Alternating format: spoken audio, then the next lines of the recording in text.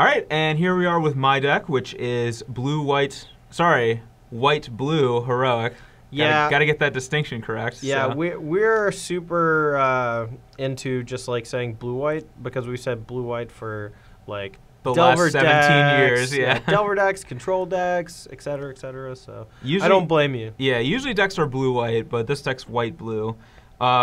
But yeah, this is like the pretty standard heroic deck. Like I don't really need to go into too much detail about all these cards because, you know, it's been a major player in standard for the last 2 months or whatever, 3 months maybe. Yeah, I think Tom Ross was like championing it a while back for one of these standard opens in Columbus, and then the following standard open in Columbus, it was won by Joe Lossett playing Blue White Heroic. So yeah, so basically, if you're in Columbus, you should probably play this deck. Anywhere else, do not touch Stay away. it. Stay away. Yeah. All right, let's take a look. So yeah, basically, I think that this is one of the decks that gains an enormous improvement from the new set, and the main reason is the 2 new cards, Valorous Stance and Monastery Mentor.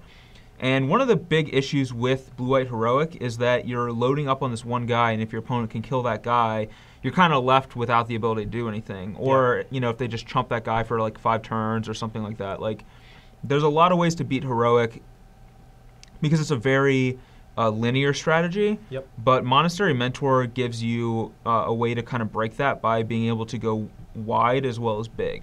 Yeah, so one thing I do want to point out about Monastery Mentor in this deck specifically is that if you remember Standard a few months ago before Khans of Tarkir came out, there was this deck popping up that was a Young Pyromancer Goblin Rabblemaster deck. Yeah. And when we played the deck, Young Pyromancer acted as a lightning rod for any removal spell that your opponent had, and they would always cast it on their turn to make sure you don't get any tokens out of it. Yeah. And when they did that, that allowed you to play Goblin Rabblemaster while they were tapped out, make a Goblin, hit them, and if they either had a second removal spell but you were still left with a Goblin, or they didn't have a removal spell and they just got ran over by Rabblemaster. And I think that in this strategy, in Blue-White Heroic, people do very similar things to play around God's Willing. So when you're tapped out, they'll main phase their removal spell on your 2-drop, and that'll usually leave you a turn to cast Monastery Mentor, and they'll not have anything.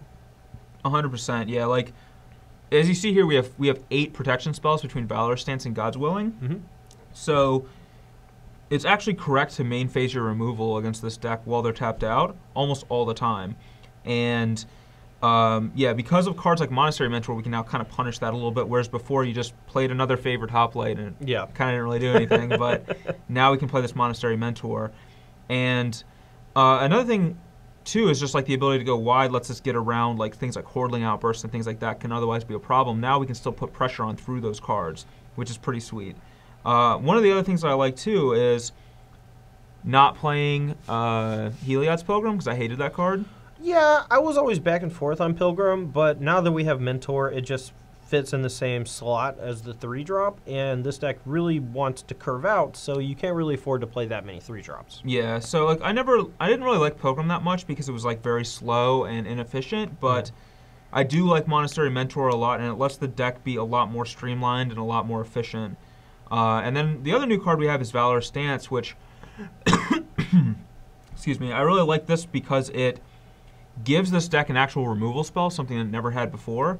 Now, instead of like trying to build your Hero of Iros up to a 5/5 to get through a Siege Rhino, you can just kill the Rhino. Mm-hmm.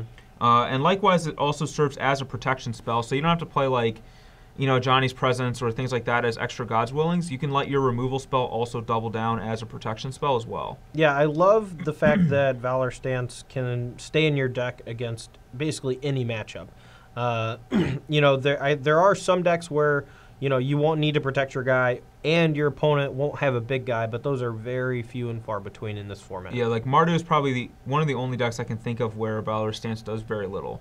But other than that, like I think it's going to be a big player in Standard and also a big boost to this deck, which I felt like this deck was kind of on the fringe of being really, really good, but you know, wasn't quite there, and maybe between Monastery Mentor and Valorous Stance, it's the push it needs to become like one of the best decks in Standard. With that being said, let's go ahead and look at the sideboard and see what we have there. All right, the sideboard doesn't have any new cards, but it does look like a little bit different than some of the sideboards do. For one thing, 4 Glare of Heresy I think is a new like good thing to have for decks like this, because Monastery Mentor and Jeskai Ascendancy I think are going to be very popular, as well as if this deck becomes really good, Glare is one of the better cards in the mirror. Yeah. It's a little slow sometimes, but I'd still rather be the person with 4 glares than the person with 0 glares. Yeah, I mean, after playing game 1, a lot of people actually side out most of their God's Willings or Feats of Resistance, and that leaves them a little bit more vulnerable to removal spells because you don't really have that much removal in the main deck, so there's not a huge reason to try to protect your creatures.